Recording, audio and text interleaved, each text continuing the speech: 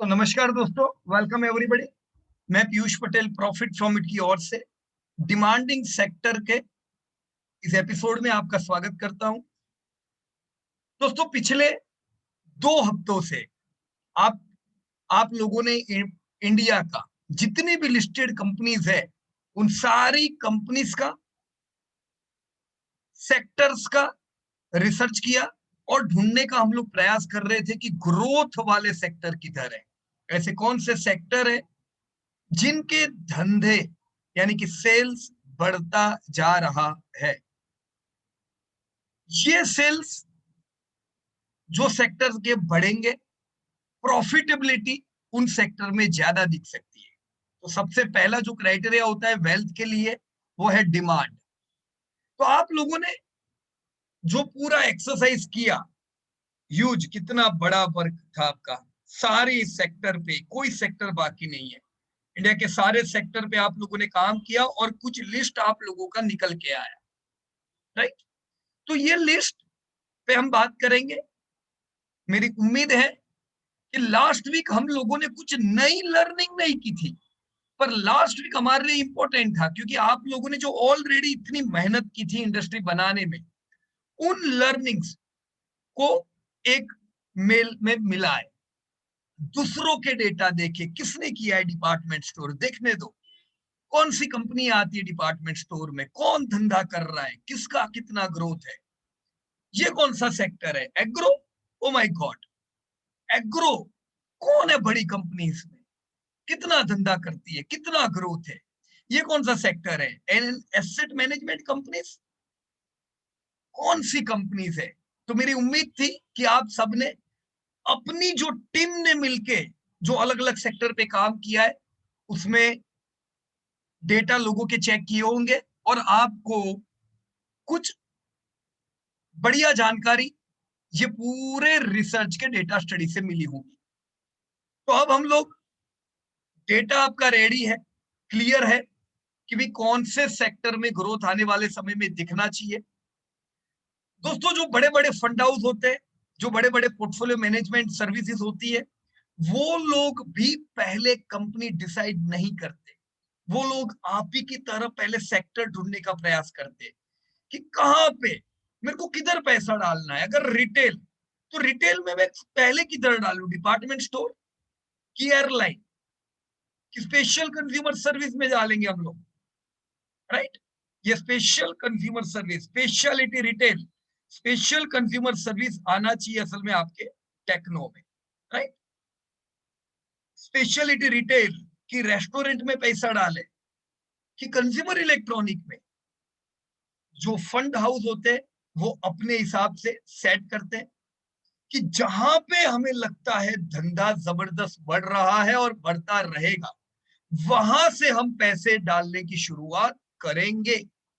तो एक बार हमें ये पता चले कौन सी इंडस्ट्री ग्रोइंग है, उसके बाद कंपनी तो हमको मिलेगी। कंपनी ढूंढना बहुत बड़ी बात नहीं है, पर यस, इंडस्ट्री पे पहले हमें उंगली रखनी होगी कि ये इंडस्ट्री में पैसा मेरे को डालना है। तो मैं बारी बारी लिस्ट आपका बना दिया है हमने।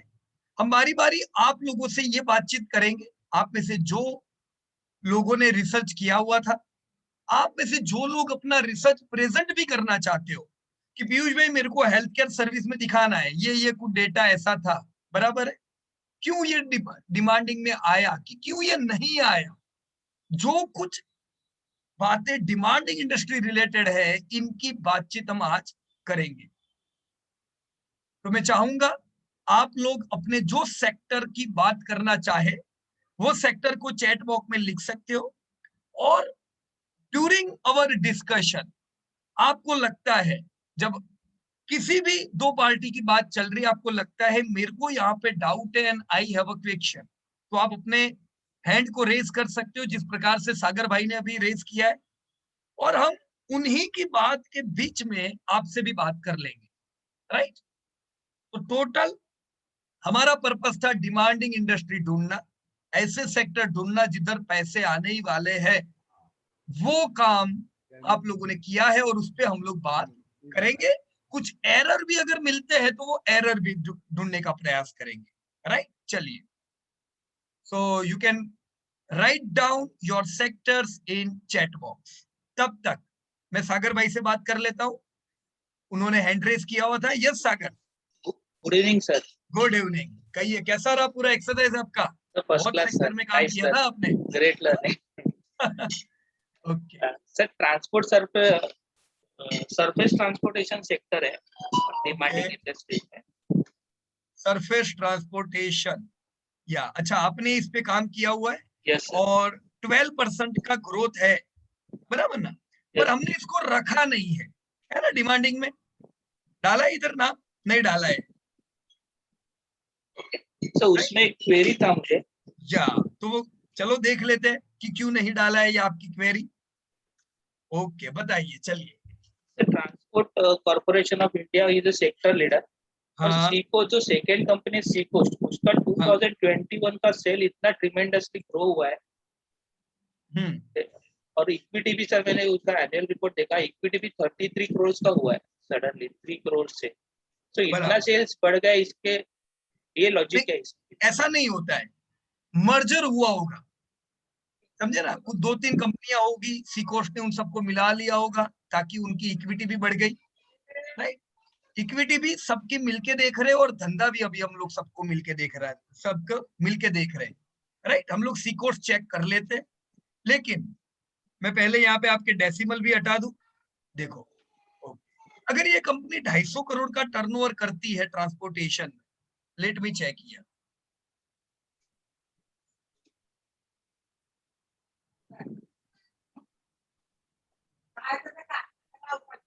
Right? Seacoast shipping services, correct, surface transportation.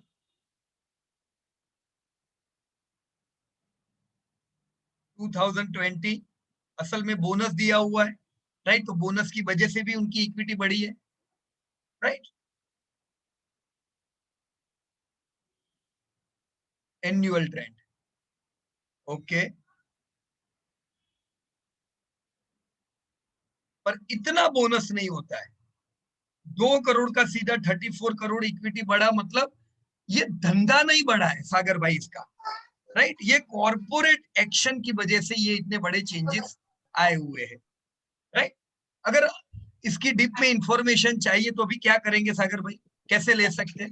Annual reports पढ़ना पड़ेगा सर। देखो, उससे भी पहले कॉर्पोरेट अनाउंसमेंट में जाइएगा, यहाँ पे कंट्रोल F करके मैंने यहाँ पे रिजल्ट लिखा, यहाँ पे रिजल्ट रिवाइज्ड है, राइट? ये रिजल्ट जो रिवाइज करके इन्होंने जो डाला हुआ है, ओके, राइट? यहां पे उन्होंने परफेक्ट फिगर तो दी हुई है आपको, राइट? कि ये इनका पूरा धंधा है, धंधा इनका ऑब्वियसली कोई डाउट नहीं है। देखिए क्वार्टर, मतलब दिसंबर वाले क्वार्टर में भी बढ़ा हुआ ही था, पर इतना बढ़ा हुआ मतलब कोई ह्यूज कॉर्पोरेट एक्शन, तो वो आपको नीचे इन लोगों ने जो डिटेल यहाँ पे दी होगी, राइट, इसमें थोड़ा आपको देख लेना पड़ेगा। बिजनेस टेक ओवर एग्रीमेंट और काफी चीजें यहाँ पे डिटेल है। देखिए इक्विटी, आप देख सकते हो पहले खाली इनकी इक्विटी कितनी थी, ये लाख में है, तो मतलब 2 करोड़ की इक्विटी 33 करोड़ की हो गई है, राइट? रिजर्व में खाली 3 करोड़ थे, वो आज 45 करोड़ है। बोरोइंग भी आया है यहाँ पे, बराबर। पर कोई खास ऐसा नहीं है कि मैं ये कंपनी पे फोकस करूं, बराबर। 250 करोड़ भले बड़ा है, पर ये 250 करोड़ भी कोई काम का नहीं है हमारे, जब आपके पास टीसीआई जैसी कंपनी है जो 3000 करोड़ का धंधा करती है, राइट? और टीसीआई का भी ऐसा नहीं है कि बहुत बढ़िया ग्रोथ से ये कंपनी बढ़ रही है। तो ओवरऑल मुझे नहीं लगता है कि ये सेक्टर पे आपको टाइम बिगाड़ना चाहिए सागर भाई। नहीं, इतना सर सडनली इतना सेल्स बढ़ गया तो सर, हाँ, पर ये मैंने बताया ना, सेल्स नहीं बढ़ा है, ये कॉर्पोरेट एक्शन, बराबर। सेल्स अगर ऐसा बढ़ा हो तो ये एकदम अजीबोगरीब बात हो जाएगी कि ऐसा क्या कर दिया कंपनी ने, 1 करोड़ का 250 करोड़, राइट? तो वैसे पहले तो इसको क्वेश्चन देखना चाहिए, बराबर। पर जैसा हमने अभी देखा कि इक्विटी भी ह्यूज बढ़ा है, तो इसको आप जब इसकी डिटेल में जाओगे तो आप देखोगे कि सी कोस्ट में क्या बदलाव आए हैं। पर ओवरऑल कंपनी के बदलाव है। इक्विटी कितना बढ़ा, 2 से 33 यानी कितना गुना? 10 टाइम्स। हाँ राइट। तो ओवरऑल कुछ बिजनेसेस मिक्स करके ये टर्नओवर है, बिल्कुल ध्यान लगाने जैसी कोई बात यहाँ पे नहीं लगती है अपने को। तो ऐसी कई एरर होगी जो आपको निकालनी पड़ेगी। अभी अगर 1 करोड़ का ये लोग धंधा करते थे तो क्या करते थे, right? Okay. Avoid this type of things. ये बहुत मिलेगा आपको ऐसा सब कुछ। जो कंपनियां धंधे से नहीं बढ़ सकती है आगे, वो कंपनियां कॉर्पोरेट एक्शन से बढ़ती है, और वो लंबा नहीं टिकता है। कॉर्पोरेट एक्शन एक नॉर्मल चीज है जो धंधे के लिए होते हैं, राइट? पर इन्वेस्टर को एक्टिव रहना चाहिए ये देखने के लिए कि तुम्हारा धंधा ऑर्गेनिकली आया है कि इनऑर्गेनिकली आया है, बराबर? तो इसके पीछे खोटा टाइम वेस्ट मत करो। आपके पास ऑलरेडी डिमांडिंग इंडस्ट्रीज है, उस पर ध्यान दो। इसीलिए हमने इसको डिमांडिंग इंडस्ट्री में नहीं डाला, बराबर? Okay okay. देखो आपका यहाँ पे इसकी वजह से 12% का ग्रोथ हो जाता है, यस यस है ना, जो बिल्कुल गलत है, राइट? तो इसको हम लोगों ने इसीलिए निकाल दिया, अवॉइड किया हुआ है, राइट? तो चलो नेक्स्ट, संदीप लांजे। संदीप लांजे जी ने लिखा है health care services, let me open your health care service. तो संदीप भाई ने भी काफी कंपनियों पे काम किया था, and here is health care services, let me open it. Okay Sandeep भाई, गुड इवनिंग सर। या गुड इवनिंग। सो कैसे हो? फाइन? हाँ सर फाइन। ओके मैं एक बार ये जो कंपनियां यहाँ पे है इनको हाँ, डिलीट कर दूं? हाँ सर उसका क्योंकि डेटा आपको मिला मार्केट कैप नहीं मिल रहा है, राइट? हम्म। और देखो एक एरर में बताता हूँ खाली संदीप भाई, इससे क्या होगा कि आपका पूरा डेटा गड़बड़ हो जाएगा। वो क्या है कि जैसे अभी फिल्टर आपने आधी कंपनियों को किया हुआ है और ये बाजू वाली में फिल्टर लगा ही नहीं है। इससे क्या होगा, अगर आप गलती से भी कोई भी फिल्टर दबाओगे तो पूरा डेटा आपका उलट सुलट हो जाएगा, राइट? तो करो क्या, ये फिल्टर को अभी मैं हटा देता हूँ, हाँ सर, और वापस डाल देता हूँ। तो देखो अभी सब पूरे में आ गया ना। हाँ सर। अब आप इसको प्लस माइनस करोगे तो सारा डेटा साथ में घूमेगा। हाँ सर चलो अभी एकदम देखने में मेरे को सिंपल लग रहा है। बताइए क्या चीज आपको जानकारी मिली जब आपने ये सेक्टर देखा? Yes sir, health care service demanding industry में आता है सर, और इसका प्री कोविड और पोस्ट कोविड दोनों में भी इसका ग्रोथ अच्छा दिखा सर, राइट? एक मिनट यहाँ पे, ओके एक मिनट, यहाँ पे आपका निकल गया है, मैं वापस इसको डाल देता हूँ ताकि आप इसकी बेहतर बात कर सको। एज पर योर डेटा 2017 में इनका धंधा 7,000 करोड़ का था, 7,500 करोड़, राइट? और 2020 में कितना हुआ संदीप भाई? 11,000 करोड़। 11,000 करोड़। कोविड आया और कोविड में धंधा सेम रहा, 11,000 करोड़। डन। अभी बताइए डेटा अभी प्रॉपर है? Yes please. हाँ सर, मेट्रो पॉलिसी का ना जो डेटा था ना सर 2017 का, वो मैंने मनी कंट्रोल से लिया सर, उनके एनुअल रिपोर्ट में मिलने रहा था सर। अच्छा, मैंने ये नोट किया है, यहाँ पे रेड में लिखा है यहाँ पे। एनुअल रिपोर्ट नहीं मिला कि एनुअल रिपोर्ट में नहीं मिला? मेट्रो पॉलिसी का जो 2017 का जो सेल चाहिए था, हाँ, वो एनुअल रिपोर्ट में भी नहीं था। मतलब एनुअल रिपोर्ट में उनके 2017 का डेटा नहीं है। ऐसा? हाँ सर। और एप्पल इन्वेस्टर रिलेशन में भी मुझे नहीं दिखा सर वो।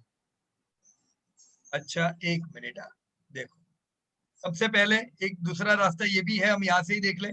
मेट्रोपोलिस का आईपीओ अभी आया था just, right? Metropolis IPO okay. Sir वहाँ पे आईपीओ करो आप, आईपीओ। अरे हाँ ये गलती हो रही है, राइट, ओके। तो यहाँ पे अलग अलग जगह दी हुई है, मैं यहाँ पे गया और ये डेटा देखो 2016-17 सबके डेटा है ना? यहाँ से भी आप ले सकते हो डेटा। 544 मिलियन का इनका धंधा था, सॉरी 544 करोड़ का, बराबर ना? हाँ सर। तो बराबर है, आपने बिल्कुल सही लिखा है।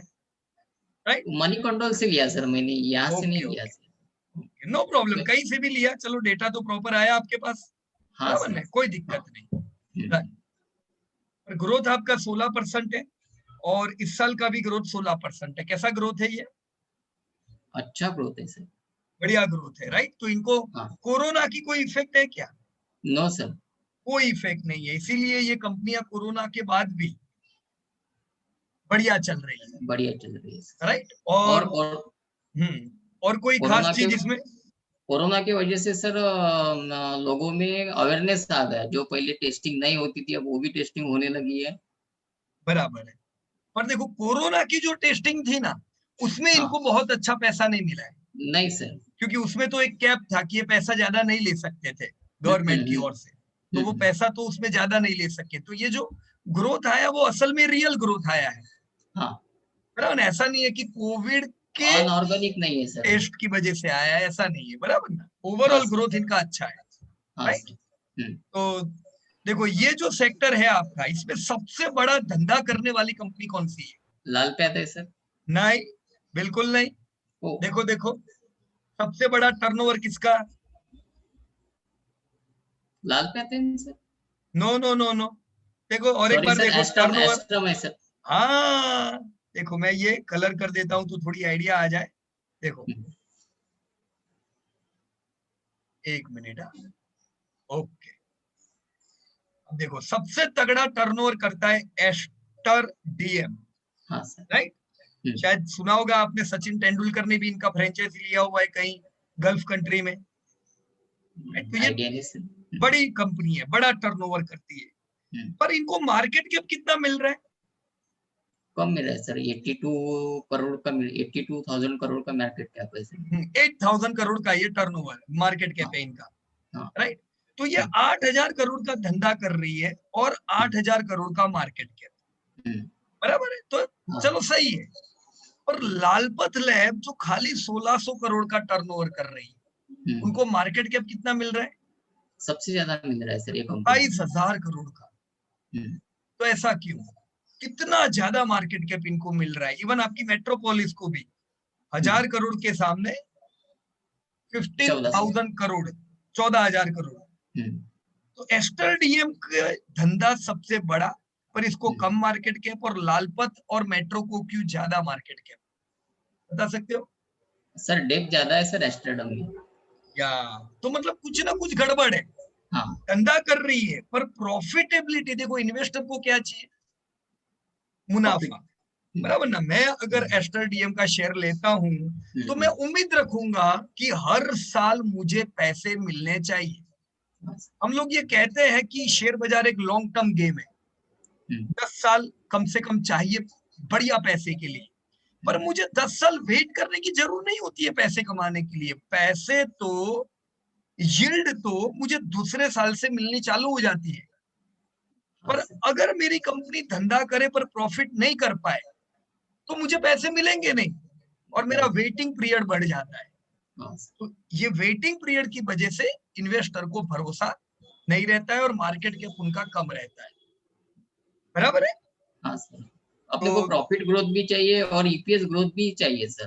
देखो दोनों नहीं चाहिए, प्रॉफिट ग्रोथ और ईपीएस ग्रोथ नहीं, क्योंकि वो तो दोनों सेम ही हुआ ना संदीप भाई।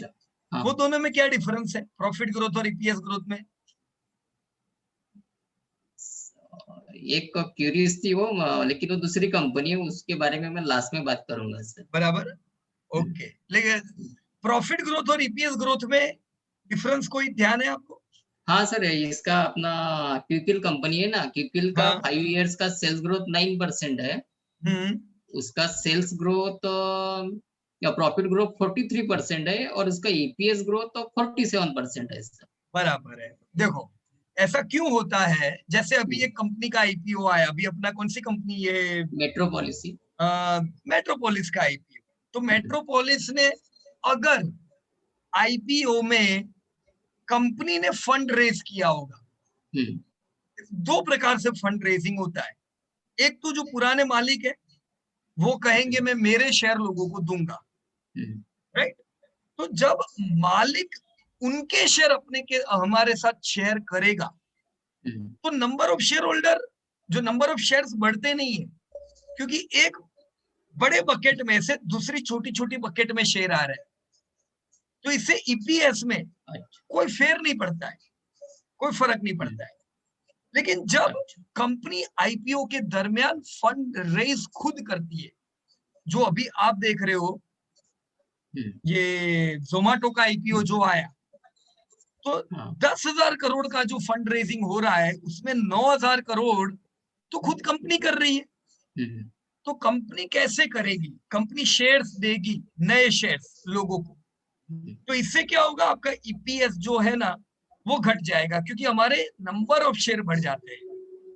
तो क्विकिल में वही बात है संदीप भाई, क्विकिल का जब आईपीओ आया, तो आईपीओ के पहले और आईपीओ के बाद में ईपीएस में फेर पड़ जाता है, फर्क पड़ जाता है, राइट? तो मेरी रिक्वेस्ट है आपसे, कभी भी ईपीएस ग्रोथ देखे ही नहीं।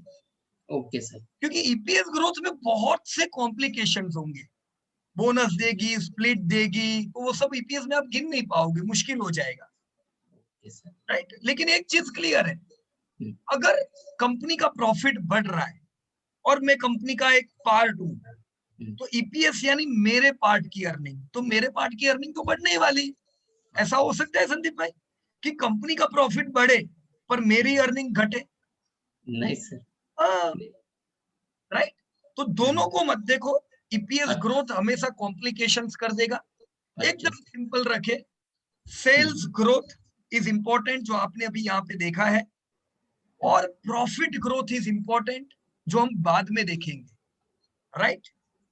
सर एक 9% सेल्स ग्रोथ और प्रॉफिट में 43% का ग्रोथ पॉसिबल है क्या सर?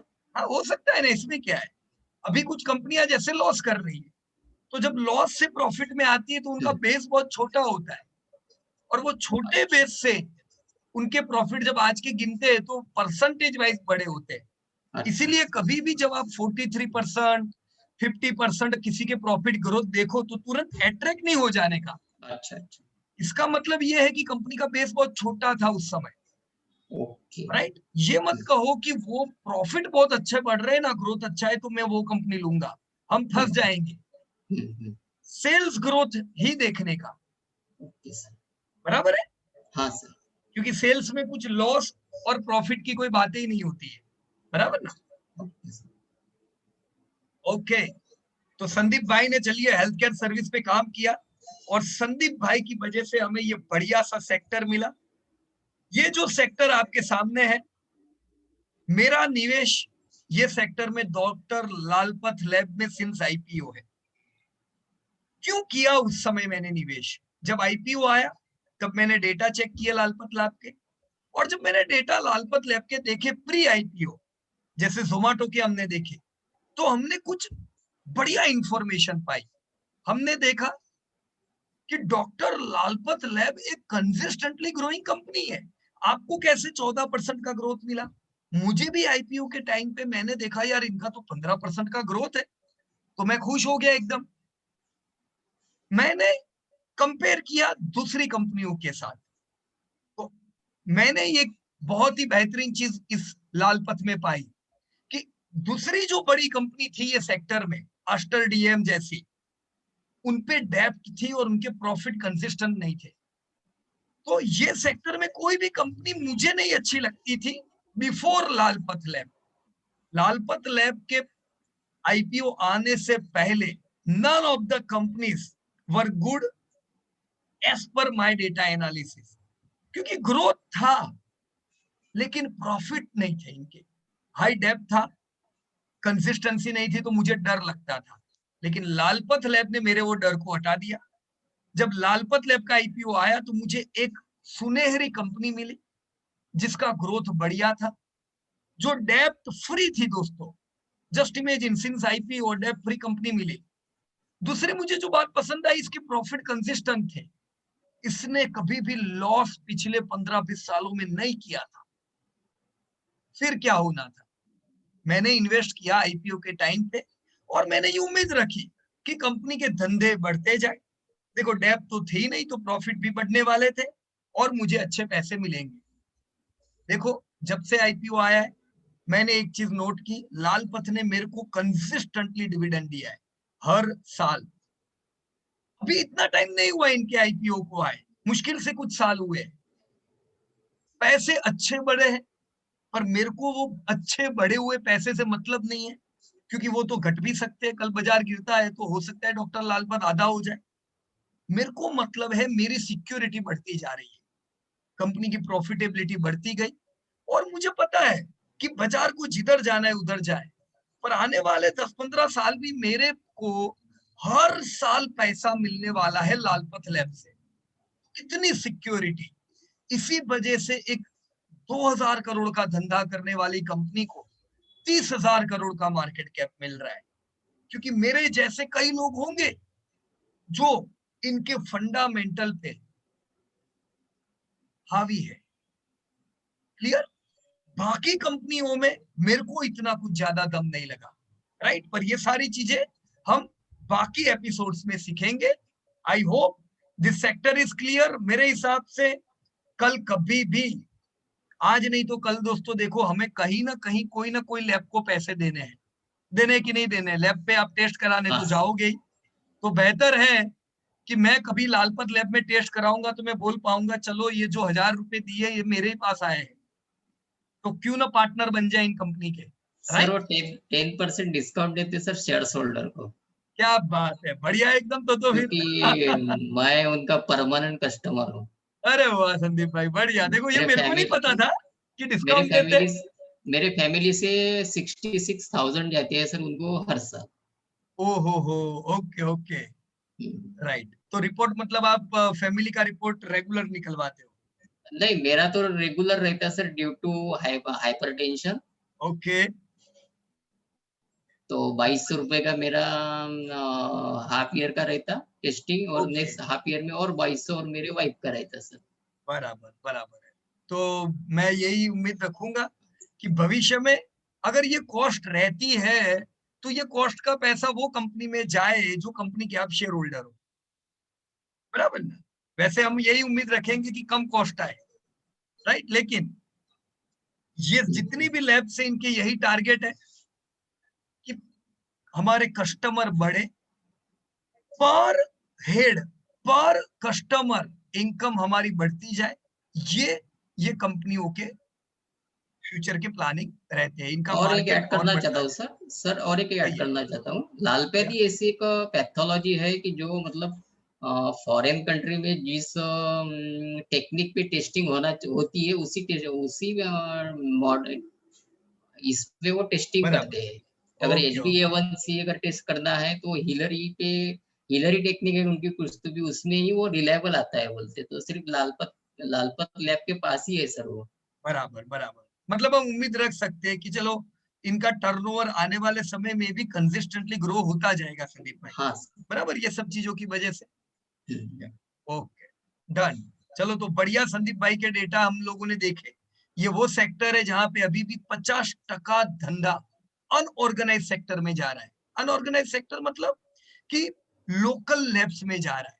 धीमे धीमे जैसे जमाना बदलता जा रहा है, लोग कमा रहे हैं, लोग चैन वाली लैब को प्रिफर करते जा रहे हैं, लोग प्रीमियम जगह पे जा रहे हैं। तो इसका लाभ लालपत को जरूर मिलेगा आने वाले टाइम में, राइट? तो thank you very much to Sandeep भाई। And during our discussion Mahesh Chawla, उन्होंने अपना हैंड रेज किया हुआ है। यस महेश भाई, कहिए। Hi sir, good evening. Yeah, good evening Mahesh भाई. Yeah, So hope everything is fine.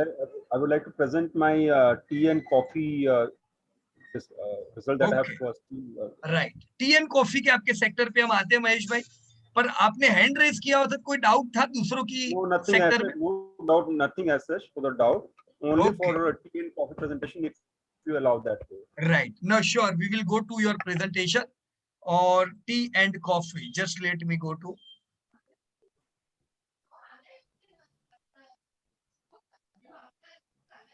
Okay, तो यहाँ है टी और कॉफी, और ये मैंने प्रेजेंटेशन ओपन किया। ओके, यस कहिए महेश भाई, क्या आप इसमें एक्सप्लेन करना चाहोगे? सर इसके अंदर पे एक चीज जो मेरे को समझ में आई है, the Tata consumer is the brand leader of the whole leader of the sector. 76% उनका है, उसमें मार्केट शेयर है, right and they have shown very good growth for the last 1 year and for 3 years. Right काफी अच्छा रहा है, 12% plus, and TCCCL वो काफी पीछे छूट जाते हैं। राइट और एक मैंने मैक्लोड रसल अलग से देख ली, because I was also holding it out for some unwanted reasons. Right तो it was in degrowth for 15% or so for the last 3 years, और इसी साल इसने 25% ग्रोथ दिया, तो ये शेयर थोड़ा सा भागा भी है, अभी आगे चला भी है, otherwise it was totally in the negatives.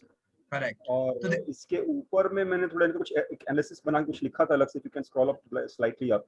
Okay हाँ हाँ, दैट वे। तो growth of 3 years sale is 6.89, और good company I founded is Tata consumer with 20% growth, and then McLeod Russel is in degrowth for the last 3 years, जो मैंने बताया आपको, and then tea coffee, BBTC and CCL are the other 3 companies over there. Right right. तो देखो महेश भाई, ये जो आपका सेक्टर है ना, टी एंड कॉफी, हाँ, सबसे पहले तो ये पुराना सेक्टर है, इसे हम प्राइमरी इंडस्ट्री में गिनेंगे ना। हाँ, तो पुराना है, पुराना सेक्टर है।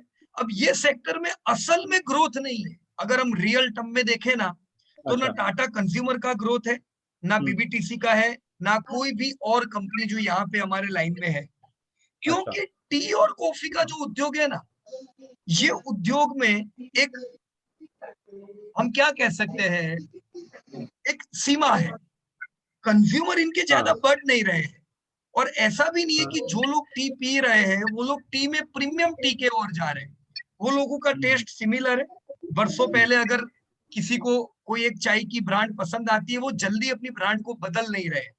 तो जो चैलेंजेस फेस कर रही है आज चाय और कॉफी की कंपनियां, वो चैलेंजेस में बड़ा चैलेंज। टाटा कंज्यूमर में आता है ना? कौन सा? स्टारबक्स या टाटा कंज्यूमर में आता है, सही बात है आपकी। that would be giving them a retail outlets का जो expansions मिल रहा है, और जो उठ रहा है मामला इनका। या तो इन्होंने क्यों ऐसा किया? पर स्टारबक्स को इन्होंने टाटा कंज्यूमर में, चलो स्टारबक्स तो वैसे टाटा कंज्यूमर में ही आना चाहिए, राइट, पर इन्होंने दूसरे सब जो पर्सनल प्रोडक्ट की कंपनियों को टाटा कंज्यूमर में ऐड कर दिया। ओके, ऐसा किस वजह से हुआ होगा, कोई idea? I had one query, like एक सेम सेक्टर के अंदर में टाटा की 2 कंपनियां क्यों आ रही हैं, consumer and Tata coffee? Right, मैं यही आपको समझाने वाला हूँ, राइट। लेकिन जो मैंने जो प्रश्न पूछा वो आप बता सकते हो? क्या चीज? क्यों टाटा कंज्यूमर में इतनी सारी कंपनियों को मर्ज कर दिया अलग अलग? For some consolidations or just to increase the market share in that way? Okay, देखो महेश भाई, कंपनी के जो नए जो फ्रंट रनर लोग हैं, उन्होंने ये चीज को एक्सेप्ट किया कि हमें टी कॉफी से ग्रोथ नहीं मिलने वाला है, राइट।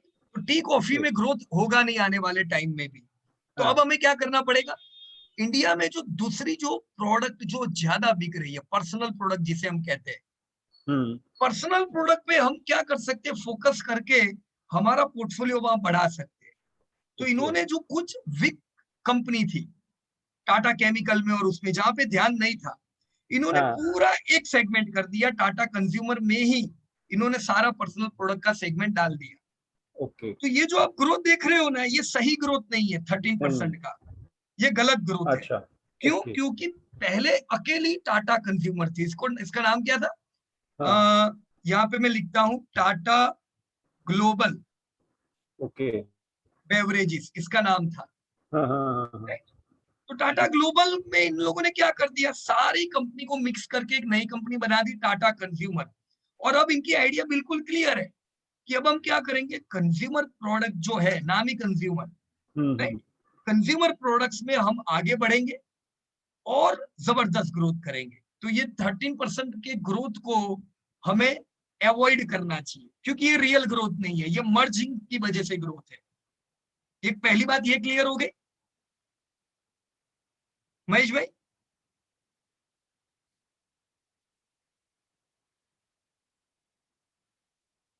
हेलो,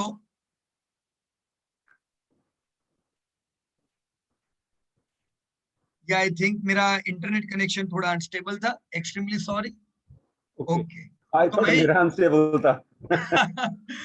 तो महेश भाई, पहली चीजें क्लियर हो गई ना कि टी एंड कॉफी में कोई ग्रोथ नहीं है, Growth जो हमें नहीं है, नजर true, आया वो एक गलत ग्रोथ है। अच्छा, राइट।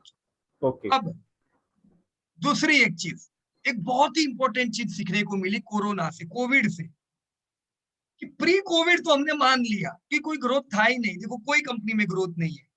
टाटा कंज्यूमर का ग्रोथ वो भी मर्जिंग की वजह से है, तो real sense there was no growth pre covid. Right. और ये जो मैक्लोड रसल है जो -15% है, ये खेतान ग्रुप, हाँ, तो डेप्ट में फंसा हुआ था, जिसके कारण और इनको प्रॉब्लम आ गए पिछले समय में। पर देखो सेक्टर ही ऐसा है, ये कंपनियों को ग्रोथ मिलता ही नहीं है, तो जो वीक होते हैं वो और वीक होते रहते हैं। राइट। जब आपकी टाटा कॉफी जैसी कंपनियों को धंधा नहीं मिलता है, तो बाकी को बेचारे को क्या होगा। तो why didn't they merge Tata Coffee with Tata Consumers in that case?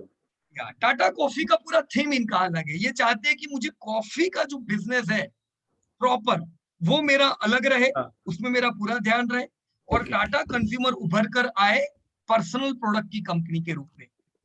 तो ये अभी आपको यहाँ पे टाटा कंज्यूमर कॉफी में दिख रही है, पर आप इसको 2-3 साल में किधर देखोगे, ये पर्सनल प्रोडक्ट में चली जाएगी, या ऑटोमेटिकली जैसे इनका टर्नओवर पर्सनल प्रोडक्ट से 50% पार हो जाएगा।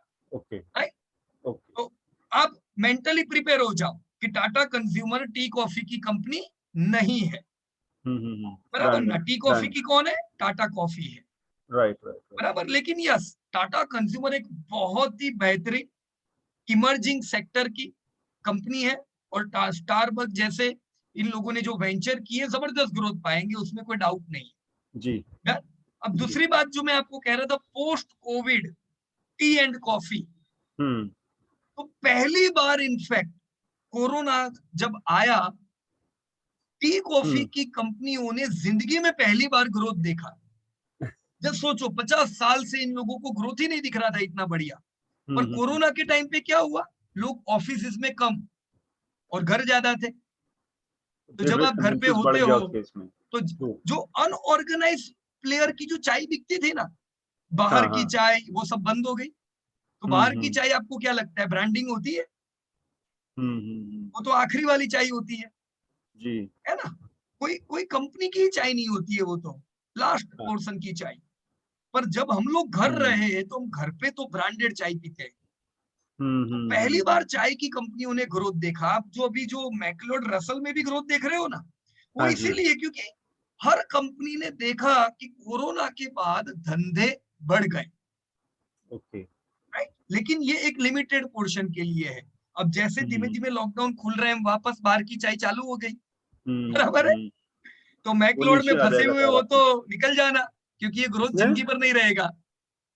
मैक्लोड रसल में निकल गया सर, वंडरफुल, बढ़िया काम किया निकाल के। वेरी और गुड। इसके थोड़ा राइट साइड में एक बार जाएंगे, स्क्रॉल करेंगे। हाँ जी।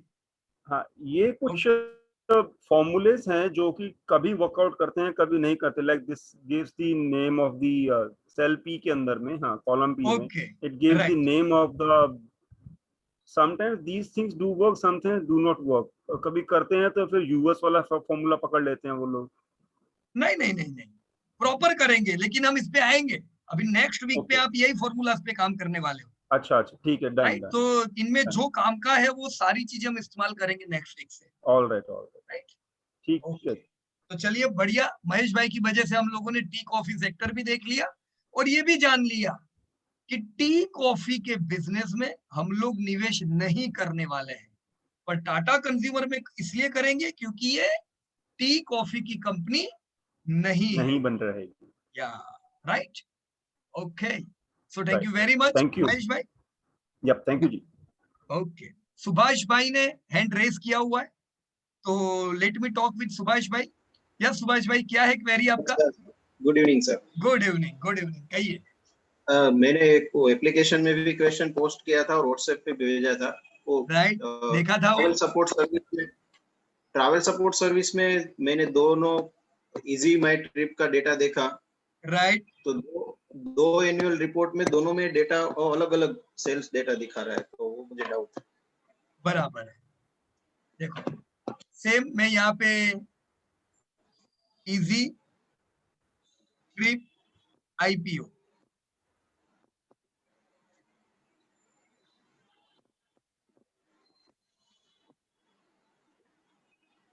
ओके 2017 का डेटा सर।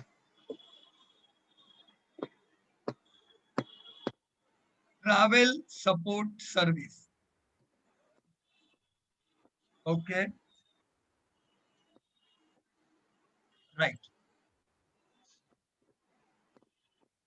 2017 आपने 71 करोड़ लिया हुआ है, 2020 141। ओके यहाँ पे 2017 है नहीं इनके पास, है ना? नहीं सर, इसमें मैं ऐसा बोल रहा हूँ कि अगर हम 2017 का 2016-17 का एनुअल रिपोर्ट देखें, हाँ तो उसमें सेल्स डेटा है वो दिखा रहा है 1904 करोड़, और 2018 का जो एनुअल रिपोर्ट है उनमें जाकर देखे तो वो अलग दिखा रहा है। वो मुझे डाउट था। देख लेते एक मिनट। एनुअल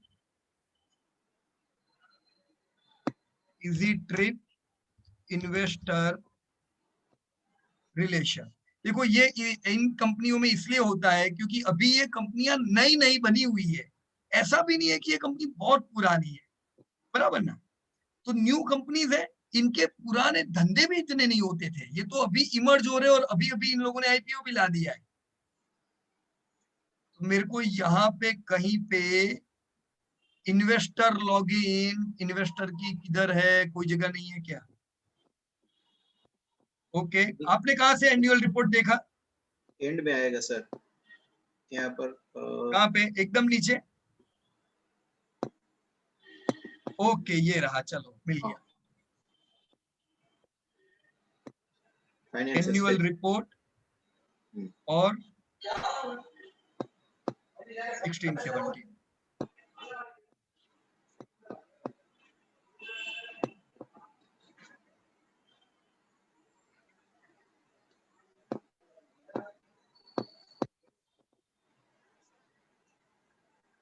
कौन से पेज पे था, कुछ ध्यान है आपको?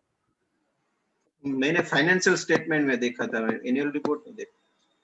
अच्छा ओके चलो, अभी एनुअल रिपोर्ट खोला ही है तो यहीं पे देख लेते हैं। Control F, financial, profit and loss statement है ना उसमें। चलो ओके यहाँ पे सर्च में तो नहीं आ रहा है लेकिन देख लेते हैं।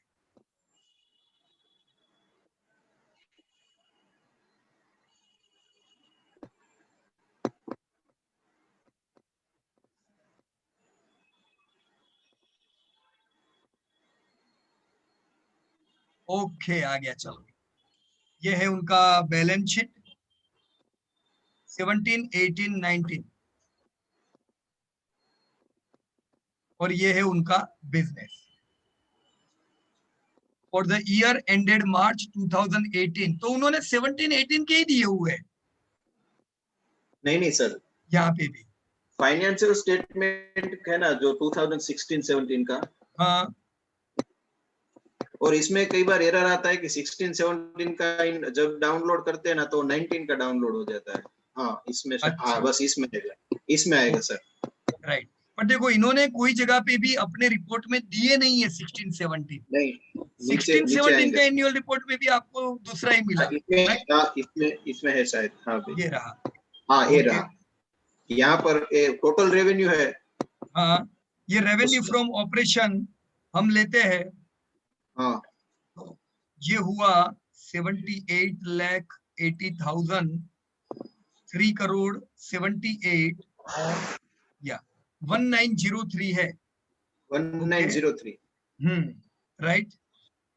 और अगर हम 17-18 का एनुअल रिपोर्ट देखेंगे तो उनमें सिर्फ 71 है। 71 तो इसको रहने दो बराबर, क्योंकि उन्होंने 17-18 में भी इसका उल्लेख नहीं किया हुआ है। मैंने वो नोट, मैंने इसमें जो रेफर नोट है वो भी देखा, लेकिन उसमें ऐसा कोई इतना डिफरेंस क्यों मुझे पता नहीं चला। नहीं, ये अगेन वही हुआ ना कि कंपनी के जो बिजनेस करने के जो तरीके होते हैं, कंपनियों में कॉर्पोरेट एक्शन जो होती है उसमें बड़े चेंजेस होते हैं।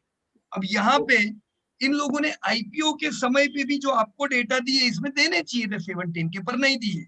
इन्होंने कितने डेटा दिए थे?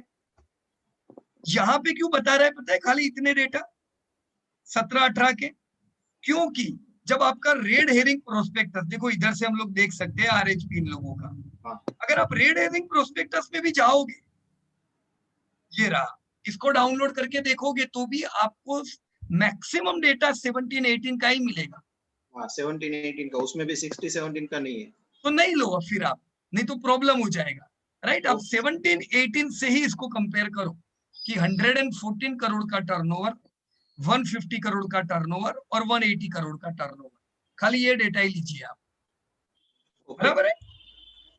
Yes sir. और दूसरा एक मुझे डाउट था ये इंडस्ट्रीज के बारे में, जो हमने लिस्ट बनाया, हाँ जी, उसमें अदर फाइनेंशियल सर्विसेज को हमने क्यों ऐड नहीं किया? अदर फाइनेंशियल सर्विसेज डाला है ना, ये तो रहा। ओके, ओ सॉरी, तो आना ही चाहिए अदर फाइनेंशियल। लेकिन देखो ये लिस्ट को कैसे देखने का, अगर मेरी प्रायोरिटी है कि मैं रिटेल में पैसा डालूं, राइट, तो पहला किधर डालना चाहिए? पहला डिपार्टमेंट स्टोर आएगा, राइट। उसी प्रकार से जब आप कह रहे हो कि मैं चाहता हूं, मुझे लगता है आने वाले समय में इंडिया के लोग इन्वेस्ट करेंगे, तो पहली प्रायोरिटी आपकी लाइफ इंश्योरेंस होनी चाहिए, अदर फाइनेंशियल होनी चाहिए कि एसेट मैनेजमेंट होना चाहिए? पहली प्रायोरिटी क्या होना चाहिए? Life insurance. फिर आना चाहिए अदर फाइनेंशियल सर्विस। ऐसा क्यों? क्योंकि आपने प्रायोरिटी वाइज देखा है, लाइफ इंश्योरेंस का टर्नओवर ज्यादा बढ़ रहा है, अदर फाइनेंशियल का लाइफ जैसा ग्रोथ नहीं है, और AMC का बिल्कुल कम है। ओके सर, ओके, तो एकदम क्लियर हो जाइए। आप बोलो मैं पहले AMC की कंपनी में डालूंगा और फिर अदर फाइनेंशियल में, तो ऐसे नहीं, ज्यादा ग्रोथ अदर फाइनेंस में है, फिर AMC, राइट। इस प्रकार से हायरार्की में हम लोग बढ़ेंगे। जैसे इसका मैंने एक अलग से सीट बनाया है, जैसे आपने हायरार्की दिखा है उसी तरफ से मैंने नंबर देकर 1 2 3 4 1 है वो, सर इसमें मैंने मैं ऐड कर देता हूँ एक सीट, एक मिनट। ओके, बराबर। देखो करने का ये सब थोड़ा हमारा, ये जगह पे अगर दिमाग लगाएंगे, यहाँ पे थोड़ा टाइम बिगाड़ेंगे, तो ये टाइम इन्वेस्ट हुआ होगा, क्योंकि इधर से आपका पूरा आने वाले 10-15 साल का रास्ता क्लियर होता है। एक बार हम पैसे लगा के पीछे नहीं हटने वाले। ऐसा नहीं होगा कि आज मैंने डिसीजन लिया कल मैं डिसीजन बदलूंगा, नहीं, अपना डिसीजन बरकरार रहेगा, राइट। देखो सर ये आ गया सीट नंबर 125 लेकिन किधर डैशबोर्ड वाले में है? नहीं, अभी मैंने आ गया नीचे डैशबोर्ड के बगल में, नीचे आप डैशबोर्ड लिस्ट में नीचे जो लिस्ट है ना, नहीं इंडस्ट्री और सब कंपनी के नाम का जो लिस्ट होता है ना, डैशबोर्ड बाजू में अलग अलग टैब आएगा, ये टैब में नहीं। अच्छा, ये शीट 125 जो है वो क्लियर, बहुत अच्छा बनाया है आपने, वंडरफुल, वेरी वेरी गुड। मतलब आपने सारे डिवीजन कर दिए कि फाइनेंस में मैं इधर डिवीजन में, और आगे नंबर जो लिखा है ना वो उसका प्रायोरिटी के हिसाब से 1 number highest priority, very good, second priority, बराबर। पर फाइनेंस को आपने पहली प्रायोरिटी दी है? नहीं ऐसा नहीं, वो तो A to Z किया था, इसीलिए वो आगे ऊपर नीचे हो गया, वो बराबर, वो देखना पड़ेगा, राइट। तो ये आपने कैसे बनाया है सुभाष भाई, इसको थोड़ा समझा सकते हो? क्या किया आपने यहाँ पे? मैंने पहले जो इंडस्ट्री का जो लिस्ट है ना, वहां से वो लिस्ट को कॉपी कर लिया, राइट। और लिस्ट में industry, company, total company market cap, sales और CAGR, इतना मैंने वहां से कॉपी कर लिया। ओके, और कॉपी करके एक अलग सीट पे उसको पेस्ट कर दिया। बराबर है। पेस्ट करने के बाद जितनी कंपनी हमने सिलेक्ट की थी उतनी रखी, बाकी की डिलीट कर दी। बराबर है, गुड। और वो इस तरह से वो मुझे वो नंबर मिल गया। राइट, तो देखो बढ़िया बनाया आपका, एकदम वंडरफुल, राइट। मैं इसको भी यहाँ से भी देख सकता हूँ कि टॉप ग्रोइंग वाले सेक्टर कौन से है। फाइनेंस वाला सेक्टर, राइट, आपका ये हाउसिंग फाइनेंस, आपका स्मॉल फाइनेंस बैंकिंग, आपका department store, agro, non alcohol beverages. मतलब देखो रिटेल में तो ग्रीन ही ग्रीन है ज्यादा, राइट। आपकी इंफ्रा में ग्रीन है ही नहीं, इसका मतलब इंफ्रा को बाद में प्रायोरिटी देंगे, राइट। देखो इधर से कितना बढ़िया चित्र आपका पूरा क्लियर होता जा रहा है। जहां पे ग्रीन ज्यादा है उसको टॉप प्रायोरिटी दे, जहां पे ग्रीन है और करंट ट्रेंड में भी ग्रीन है, राइट। तो वंडरफुल, ताली हो जाए सुभाष भाई के लिए, बढ़िया काम किया एकदम। Right, like a proper grow. Bank का 3 हाँ कहिए, क्या कह रहे हो? बैंक का 3 डिवीजन अलग कर दिया है, स्मॉल फाइनेंस, बहुत अच्छा प्राइवेट, और किया। उसमें स्मॉल फाइनेंस रखा है, प्राइवेट सेकंड और गवर्नमेंट लास्ट। राइट, तो ये मैंने देखा, प्राइवेट बैंक, गवर्नमेंट बैंक और small finance bank. Right, wonderful work. Right, तो ये जो आपने जो एक्सेल शीट बनाई है, कल आप आपके जो व्हाट्सएप पे जो टीम है उनके साथ भी शेयर कीजिएगा, है ना, थोड़ा वो लोग भी देखें। राइट, मस्त काम है एकदम। इसमें कंपनी का नाम थोड़ा ऐड करना बाकी, वो ऐड करने के बाद मैं उसको अपडेट कर दूंगा। कोई बात नहीं, देखो कंपनी के नाम नहीं भी होंगे ना, तो कंपनी के नाम तो आते जाएंगे, बदलते जाएंगे, ये चित्र नहीं बदलेगा। जी सर। बराबर, पर फिर भी आपको लगता है कंपनी के नाम ऐड करने, वो करके करिएगा। राइट, ओके ओके, चलिए, thank you very much and wonderful work by Subhash भाई। So thank you sir. Yeah Sandeep भाई, आपने हैंड रेस किया हुआ है, सुभाष भाई की शीट में कुछ क्वेरी है आपको? नो सर, सुभाष भाई की शीट में क्वेरीज नहीं है, मेरी क्वेरीज है, वो अपन लास्ट में लेंगे sir. Okay okay, thank you Sandeep भाई। And now let me move towards, okay, Mandar Patil. Yes Mandar भाई, please correct the market share percentage. ये कौन सी शीट में आप कह रहे हो मंदार भाई?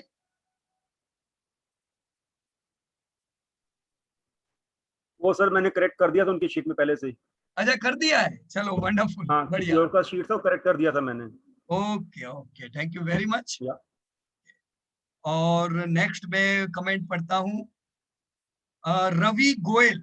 यस रवि भाई, यू कैन अनम्यूट योरसेल्फ। आपने लिखा है Aster DM is having value for future growth और नॉट, प्लीज इन्फॉर्म। इन्वेस्टर ने ये कहा कि एस्टर डीएम में वैल्यू नहीं है, वैल्यू है डॉक्टर लालपत में और मेट्रो में। राइट, पर ये तो इन्वेस्टर की सोच है, अभी हम इन्वेस्टर की सोच से नहीं सोचेंगे। नेक्स्ट वीक जो आप एक्सरसाइज करोगे ना रवि भाई, इससे हाई क्लियरिटी हो जाएगी कि क्या वैल्यू एस्टर डीएम में है कि नहीं। राइट, इसके लिए हमको क्वालिटी एनालिसिस करना पड़ेगा, तो नेक्स्ट वीक जो क्वालिटी करेंगे तब हम इसके बारे में बात करेंगे। राइट रवि भाई? Okay sir. या तो धीरेन्द्र पटेल,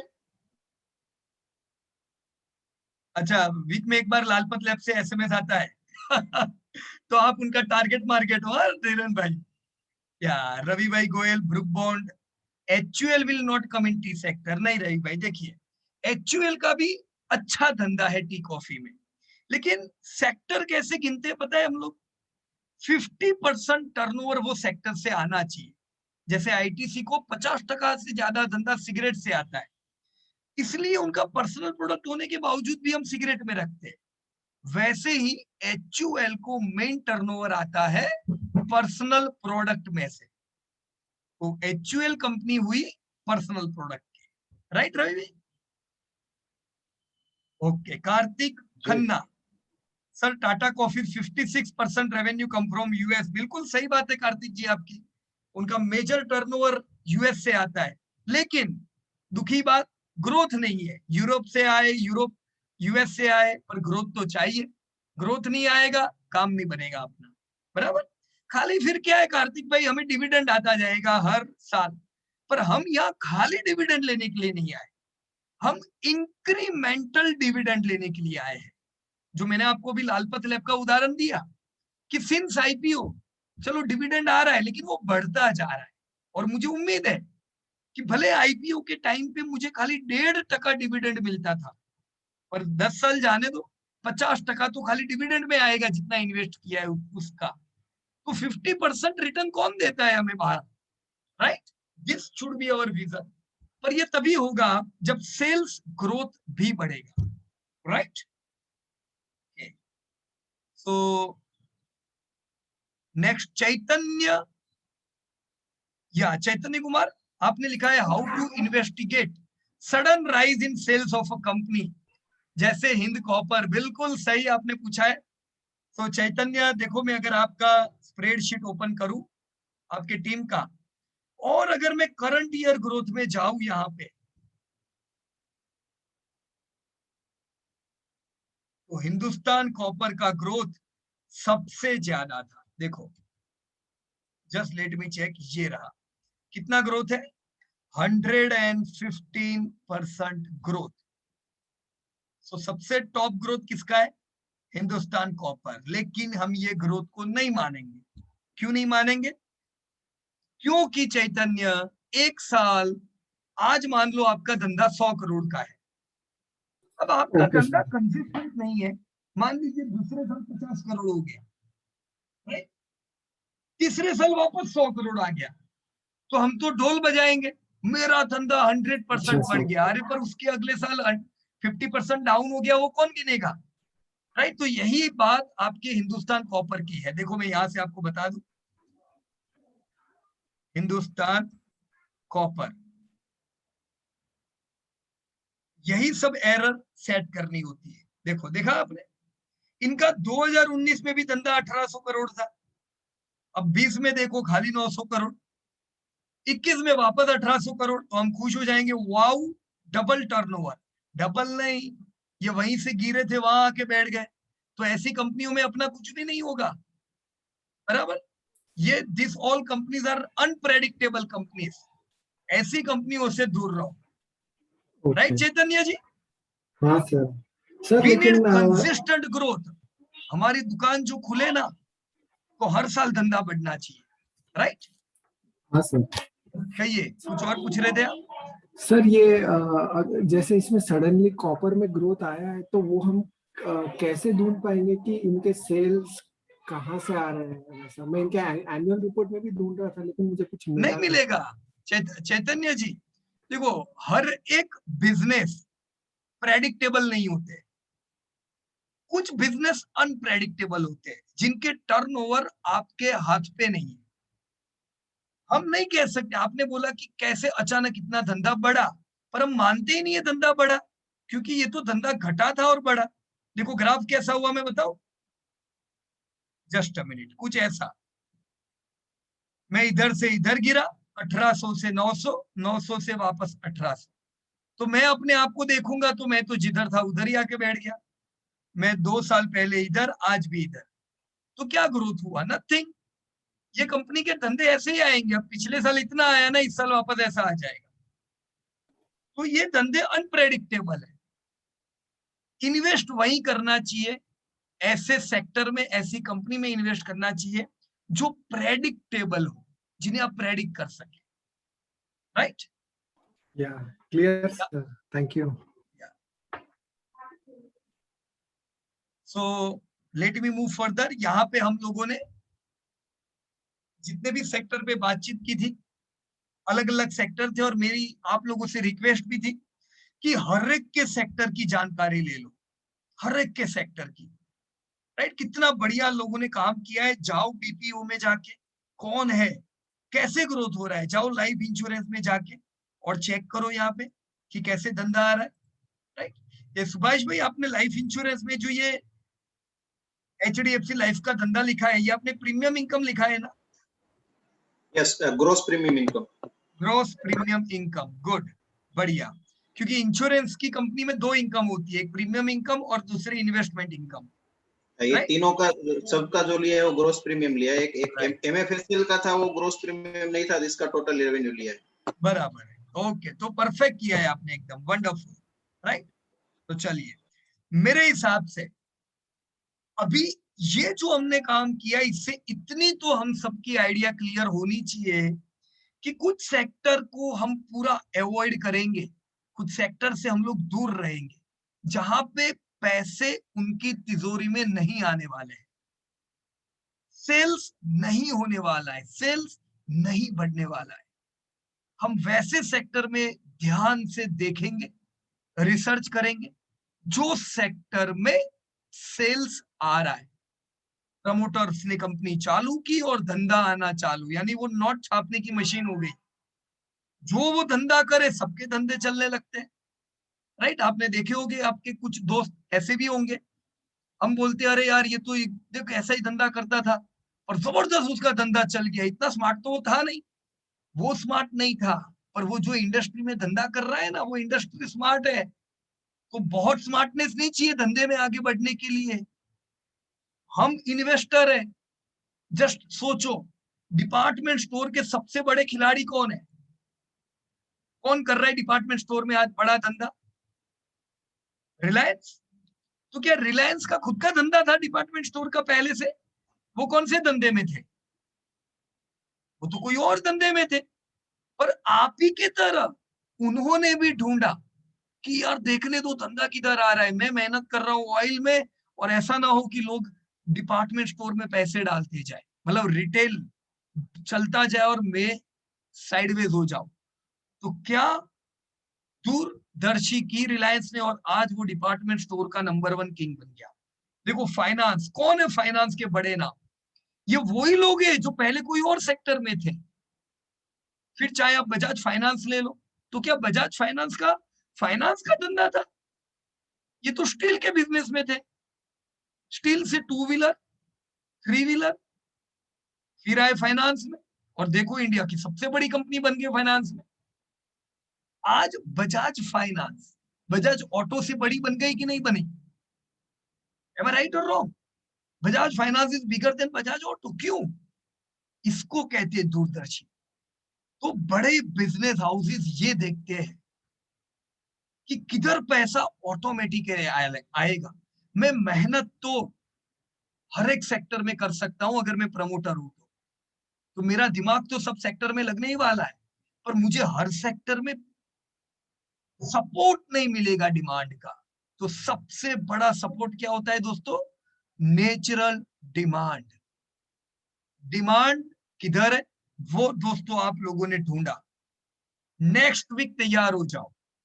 अब हम जो सीखने वाले हैं वो, आप लोगों ने सेक्टर्स ढूंढ लिए, आपके सामने है कुछ सेक्टर जो चलने वाले हैं priority wise.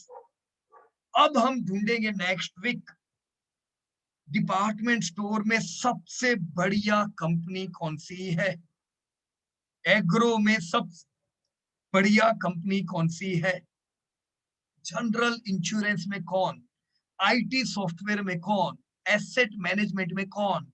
So next week is very very important week. आप लोगों से मेरी रिक्वेस्ट रहेगी, देखो ये वीक तो कुछ भी असाइनमेंट नहीं दिया हमने, तो बिल्कुल मेरे ख्याल से आराम वाला वीक रहा होगा, पर अभी वापस एक्टिव हो जाना पड़ेगा। नेक्स्ट वीक रेडी हो जाइए। अब हम सेक्टर में डीप डाइव करने वाले हैं। आपको पता चल चुका है कि कौन से तालाब में मछलियां हैं। अब नेक्स्ट वीक आप डाइव करके बड़ी बड़ी मछलियों को बाहर निकालने वाले हो। So get ready for diving in sectors next week, right friends? Yeah Amarjeet Singh ji कहिए। Sir good evening. Yeah good evening, yes please. Sir मैं I just want to request everybody कि मैंने कुछ एक सेक्टर्स पे काम किया है, तो आई वांट के थोड़ा कुछ चेक करके उसका फीडबैक दें सर। ओके, आपने काफी सेक्टर में इनफैक्ट काम किया है, लेकिन अमरजीत सर मैं जैसे यहाँ पे इसके बाद भी ओपन कर किया रहा है। हूँ, एक मिनट, अच्छा चलो बढ़िया ओपन हो गया। नहीं तो मैं बीच में ओपन कर रहा था तो ओपन नहीं हो रहा था। अच्छा आई डोंट नो सर, तकरीबन 90 और सेक्टर्स पे काम किया। Wonderful, 90 sectors. हाँ अगर कुछ 90, हाँ जी वंडरफुल। तो 90 सेक्टर पे अगर आपने काम किया है तो मेरे हिसाब से काफी हद तक अंडरस्टैंडिंग आपकी हुई होगी। बहुत कैसे अच्छा चल हुआ रहा सर। मेरा सिर्फ एक इशू जो आ रहा है सर, वो आ रहा है रेस्टोरेंट्स में। रेस्टोरेंट, जस्ट अ हाँ जी मिनट, सर। मैं ओपन करता हूँ रेस्टोरेंट।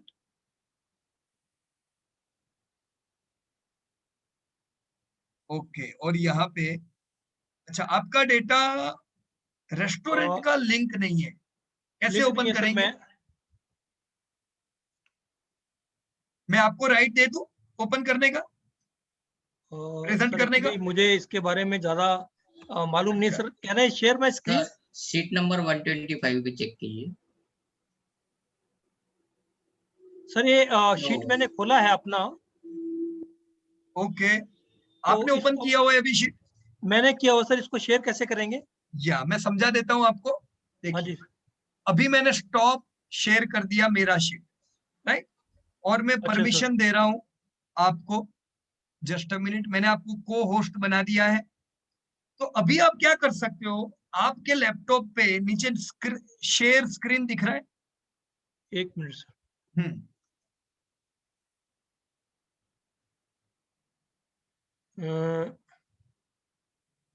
हाँ, शेयर स्क्रीन आ गया सर। या वो शेयर स्क्रीन को क्लिक कीजिए सर। या अभी क्या आया? ये आ गई सर, ये फाइल्स वगैरह आ गई हैं। हाँ, अभी वो वाली फाइल जो आपको बतानी है उसके ऊपर क्लिक कीजिए। आपको 3-4 टैब मेरे ख्याल से विंडो बता रहा होगा। हाँ जी, हाँ जी, हाँ जी। उसमें वो विंडो जिसमें वो प्रेजेंटेशन है उसको क्लिक कर लो। देखो आ गया। अच्छा, ये आ गया सर। या वंडरफुल, ताली हो जाए अमरजीत सर के लिए, thank you presentation sir. Ready है। अच्छा वंडरफुल। सर, इसमें सही है। जो प्रॉब्लम आ रहा है वो जैसे रेस्टोरेंट्स में टॉप 3 कंपनियां हैं, Jubilant, Westlife and burger king. Correct. 92% के करीब इनका धंधा है तीनों का। राइट। तो अभी जो वेस्ट लाइफ में अगर हम जाते हैं सर, तो इसका अगर हम सेल्स देखते हैं 2017 का, हाँ जी। वो 930 करोड़ के करीब है। राइट। एंड सडनली 2020-2021 में ये 1 करोड़ से भी कम हो जाता है। नहीं नहीं नहीं नहीं, ऐसा ये नहीं है। कहीं गड़बड़ है सर। हाँ, ऐसा नहीं है बिल्कुल। एक मिनट, जस्ट अ मिनट।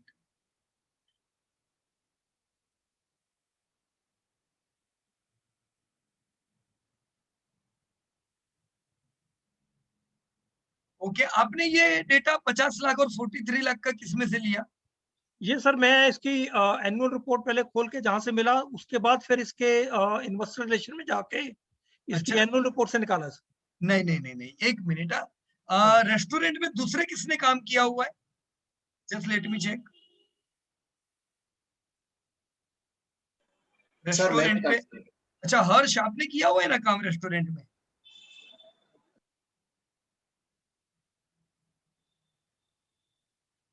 या किसने किया हुआ है, हर्ष और एनीबडी एल्स?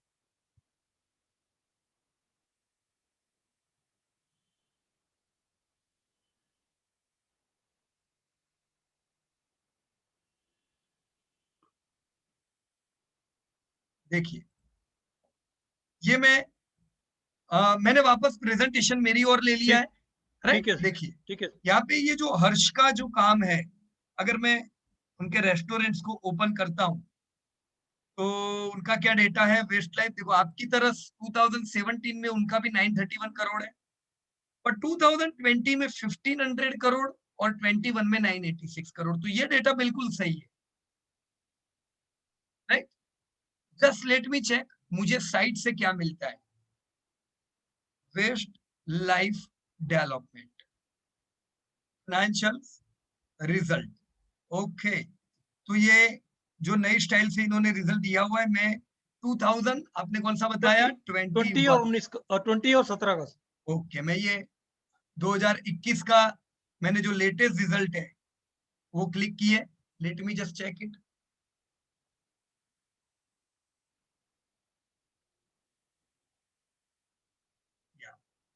अब एक है स्टैंड अलोन और ये है कंसोलिडेटेड, तो मैं चला जाता हूं कंसोलिडेटेड में, राइट। हाँ तो जी। यहाँ पे 19, 20, 21 दोनों का डेटा दिया हुआ है, और देखिए यहाँ मेरा सेल गलती लग ऑफ गया सर। प्रोडक्ट अंडरस्टूड, अंडरस्टूड, ठीक है है सर। ना। हाँ, तो यहाँ गॉट इट। आपसे क्या गलती हो गई थी? मेरी गलती सर, मेरे ख्याल से मैं स्टैंड अलोन ले लिए थे, वो देखा सर स्टैंड हाँ, अलोन ऐसा को। हुआ होगा।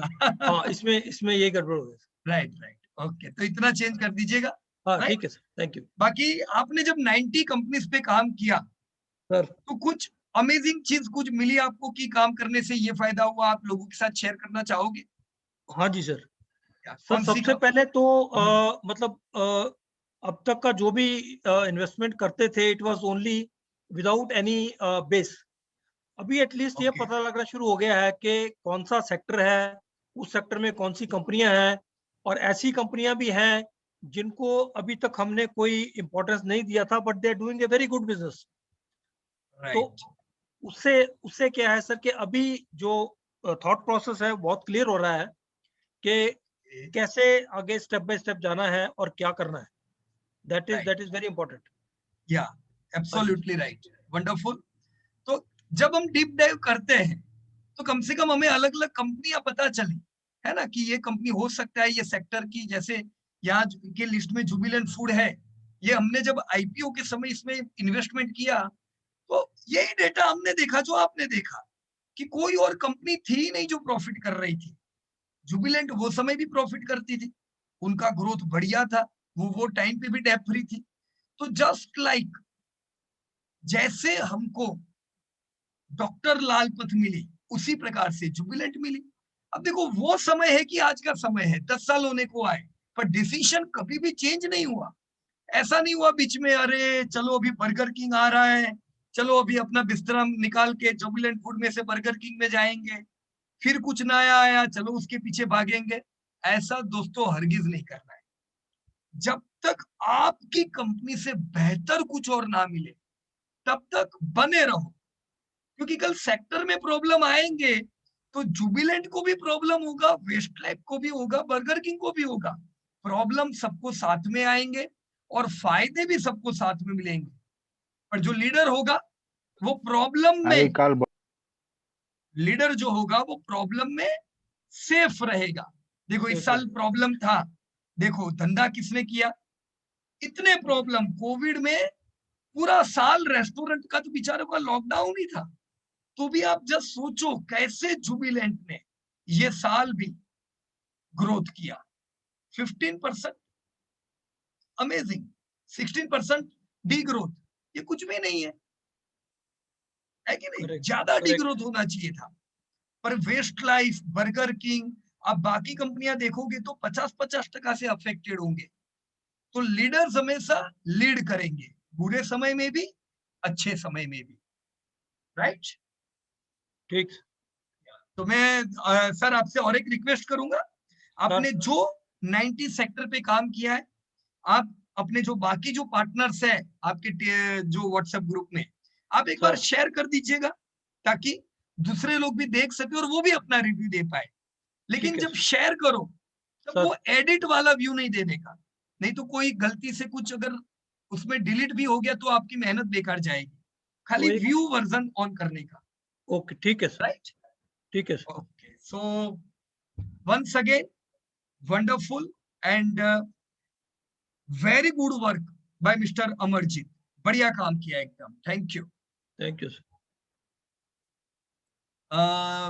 महेश चावला जी, यस आपने हैंड रेज किया हुआ है। यस सर, मेरा छोटा सा क्वेरी था। हाँ जी। मार्केट में नया जैसे बना हुआ है sector investment company and they are having few REIT companies like Embassy and others, तो उसमें का थोड़ा सा व्यू शेयर कर दें आप, कैसे कर सकते हैं इसका? कौन सी वाली कह रहे हो आप? Investment companies. अच्छा,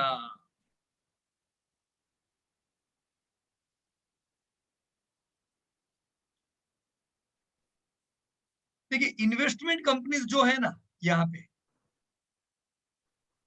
ओके, तो इन्वेस्टमेंट कंपनी एक आइडिया है महेश भाई जी। जैसे कुछ सेक्टर ऐसे होते हैं कि जिनको पैसे नहीं मिलते तो उनको प्रायोरिटी फंडिंग में रखा जाता है कि भाई गवर्नमेंट बैंक को बोल देते कि तुमको तो यार इनको लोन देनी पड़ेगी, रोड सेक्टर है, अगर तुम पैसा नहीं दोगे तो फिर कौन पैसा देगा। तो हम लोग जनरली ये कहते हैं कि गवर्नमेंट बैंक अच्छा मैनेज नहीं करती है, पर ऐसा नहीं है, उनको प्रायोरिटी सेक्टर में देना पड़ता है। फिर कुछ एनपीएस आ जाते हैं, राइट?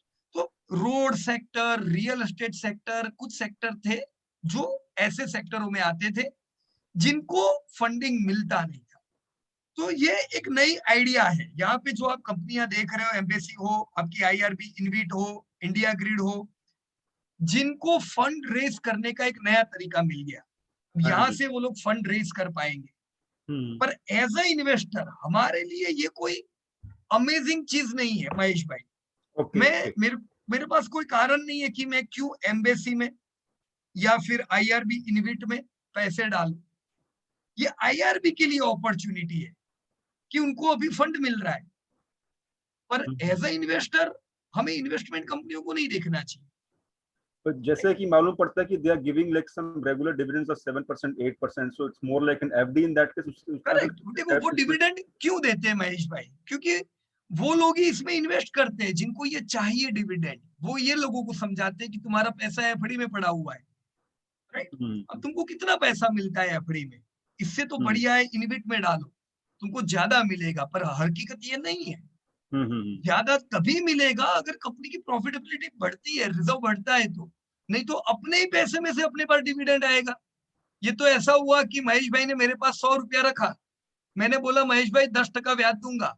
अब आपके 100 रुपए में से 105 रुपए बढ़े और मैं 10 रुपए आपको डिविडेंड दे रहा हूं, तो असल में आपका तो वैल्यू कम हुआ कि नहीं? आप शॉर्ट टर्म खुश हो गए, वाओ 10% डिविडेंड, पर लॉन्ग टर्म आपकी जो वैल्यूएशन है वो डिके होती जा रही है, राइट? तो अभी के लिए मैं इतना ही कहूंगा महेश भाई, kindly do not focus on इनविट। अभी हमारा आज का दिन इसमें ज्यादा डीप पे जाने के लिए नहीं है, क्योंकि इसमें ज्यादा समय हो जाएगा हमारा। डन पर ये कंपनियों के लिए अच्छा है, हमारे लिए एवरेज है, right sir? Yup, thank you. Okay, तो धन्यवाद। Yes Sagar, yes please. Hello, हाँ जी कहिए। हाँ सर, अदर अप्रैल सेक्टर एक बार देखेंगे क्या? अदर अप्रैल में एक गड़बड़ थी और हमें अदर अप्रैल को मैंने इसलिए बाद में सेक्टर में डाल दिया। Okay, right.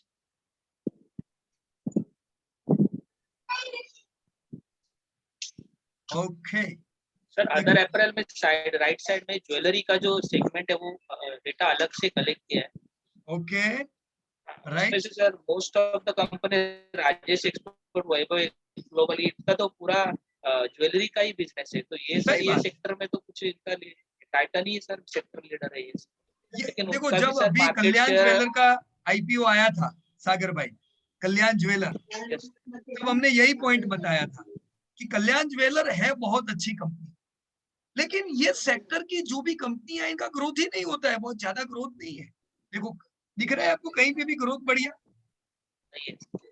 तो ये जो कंपनियां हैं ये या तो प्रॉपर ज्वेलरी के शोरूम्स हैं, या तो फिर ये एक्सपोर्टर है डायमंड्स के, गोल्ड के, राइट? जैसे जिसमें आपका राजेश एक्सपोर्ट आता है, वैभव ग्लोबल आता है। तो ज्वेलरी में आप टाइटन को मत रखो। टाइटन को जरूर हम ज्वेलरी की कंपनी कहेंगे, पर टाइटन खुद एक ब्रांड है। टाइटन किसकी प्रोडक्ट बेचता है सागर भाई? हाँ, की प्रोडक्ट खुद की, टाइटन की खुद की ब्रांड से, राइट? और वो प्रॉपर अदर एपरल में है, मतलब उनके पास दूसरे भी कई सेगमेंट है जिनको हम एपरल्स में गिन सकते हैं। यहाँ पे बाकी सब कंपनी प्रॉपर ज्वेलरी की कंपनी है जो गोल्ड बेचती है और दूसरों की ज्वेलरी बेचती है, राइट? टाइटन जो कंपनी है वो ब्रांड है, इसमें कोई भी ब्रांड नहीं है। दूसरी कोई भी कंपनी जो है वो तनिष्क एक ब्रांड है, राइट? तो आपको क्या करना चाहिए पता है? यहाँ पे क्या करो, देखो ये पूरा जो सेक्टर है ना, इसमें पहले ये पेज इंडस्ट्री, लक्स, वीआईपी, रूपा, डॉलर, इस प्रकार की जो भी एपरल रिलेटेड कंपनियां हैं उनको सागर भाई अलग कर दो, राइट? तो इससे आपको पता चलेगा कि उनका रियल ग्रोथ क्या है। जैसे पेज का ग्रोथ कितना है? 11%, पर आपका पूरे इंडस्ट्री का ग्रोथ कितना निकल के आया? -5%। क्यों? क्योंकि ये जो ज्वेलरी के शोरूम वाले हैं, ये सॉरी ये जो एक्सपोर्ट वाले हैं, ये आपका गेन बिगाड़ रहे हैं, राइट? तो भले अभी ये सब एक ही सेक्टर में है, पर आने वाले समय में आप देखोगे तो ये सेक्टर विभाजित हो जाएगा। एक तरफ हो जाएंगे प्रॉपर क्लोथिंग की कंपनियां जिसमें पेज जैसी कंपनी आएगी, लक्स जैसी कंपनी आएगी, और एक तरफ हो जाएगी राजेश एक्सपोर्ट जैसी कंपनियां। फिर हमें पता चलेगा कि रियल ग्रोथ तो यहाँ पे था, राइट? तो हमें सागर भाई ध्यान देना पड़ेगा अदर एपरल सेक्टर पे। ये एक फास्टेस्ट ग्रोइंग सेक्टर है, 17%, 11%, वंडरफुल ग्रोथ। लक्स 8%, तो ये तो अमेजिंग ग्रोथ हुआ। इंडिया से डबल ग्रोथ से ये कंपनियां बढ़ रही है, और कोई भी ऐसी कंट्री जो डेवलपिंग से डेवलप चलती है, वो कंपनियों की ग्रोथ तगड़े होते हैं, वो कंट्रियों में अदर अप्रैल की ग्रोथ तगड़े होते हैं। तो इस सेक्टर को मिस नहीं करना है हमें, इसीलिए मैंने डिमांडिंग इंडस्ट्री में आपका अदर अप्रैल लिख दिया है। Clear? Okay sir, thank you. है ना? ओके, तो नेक्स्ट वीक के लिए चलो सब लोग रेडी हो जाते हैं, राइट? कल से आपको एक्सरसाइज, कल से आपको नई लर्निंग स्टार्ट और एक्सरसाइज स्टार्ट, और नेक्स्ट ट्यूसडे को जब हम मिलेंगे तब आपको हाई क्लियरिटी होगी कि अदर अप्रैल में मैं कौन सी कंपनी लूं, डिपार्टमेंट स्टोर में कौन सी कंपनी लूं, एग्रो में कौन सी कंपनी लूं, right? Thank you so much and best of luck to everybody. जय हिंद दोस्तों। In der Wirtschaftssektor